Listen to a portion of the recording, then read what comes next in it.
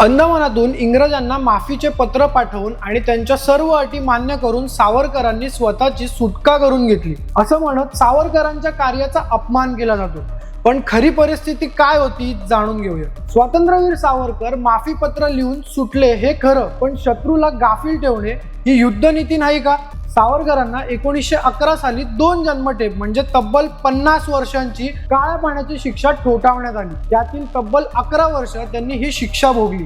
तेल काढण्याच्या घाण्याला झुंपून तेल काढायला लावणं, हातात बेड्या घालून कित्येक तास उभं करणे, काळकोठणीमध्ये डांबणे या क्रूर शिक्षा त्यांनी भोगल्या। पण जेलच्या बाहेर पडून जर देश सेवा करता येणार असेल तर त्यासाठी केलेले प्रयत्न म्हणजे सरेंडर करणे कसं ठरू शकतं? जेलमधून बाहेर पडल्यावरही समाज सुधारणा, अस्पृश्यता निवारण असं राष्ट्रसेवेचं प्रचंड मोठं कार्य त्यांनी उभं केलं। आणि महत्त्वाचं म्हणजे सावरकरांप्रमाणे त्या काळातील आणखी कित्येकांनी अशी पत्र लिहिली होती। मग टीका फक्त सावरकरांवरच का? सावरकर हे माफीवीर नसून शत्रूला आपल्या जाळ्यात अडकवणारे रणधुरंधर होते। हे समजून घेण्यात, त्यांच्या कार्याची दखल घेण्यात आपणच कमी पडतो आहोत का? तुम्हाला काय वाटतं आम्हाला कमेंट करून नक्की सांगा आणि अशाच स्टोरीजसाठी सबस्क्राईब करा जबरी खबरीला।